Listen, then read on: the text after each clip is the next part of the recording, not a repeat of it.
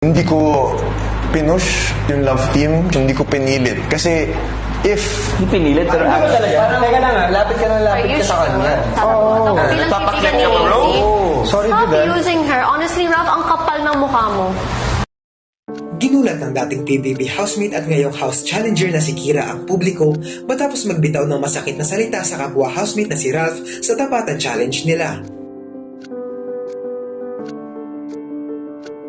Matatandaan nang sumalang na sila Ralph at Will o Rawi ay isa sa mga napag-usapan nila ay ang pagpili ni Ralph kay Will bilang final duo.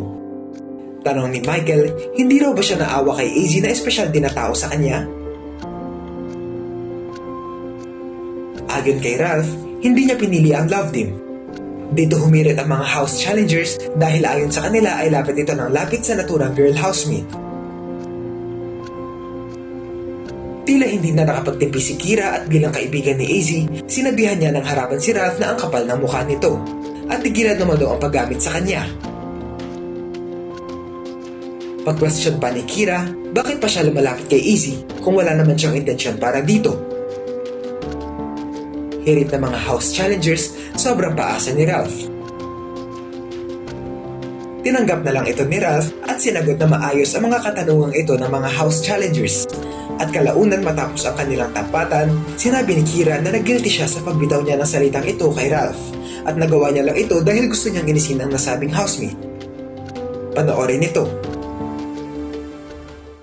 Na-nominate ko nga si Will. Pinili ko siya dahil nakita ko yung growth niya. And regardless of whether I nominated him or not, we formed a close bond that we've held on to for weeks on end. Ba naawa kay AZ?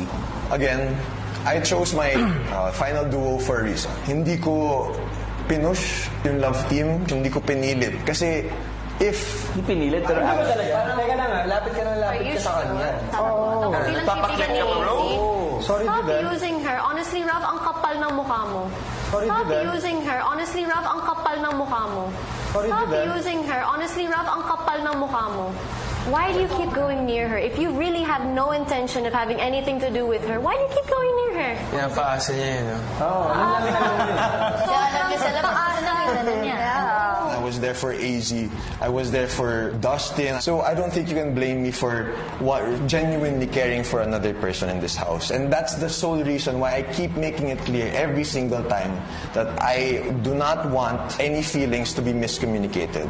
Si Will, nabubulok na siya. Dahil nasa sinabing ito ni Kira, hindi napigil na magulat ng mga netizens sa tapang na ipinakita niya dahil sa pagprotekta kay AZ, hindi lang bilang isang kaibigan, kundi bilang isa ring babae.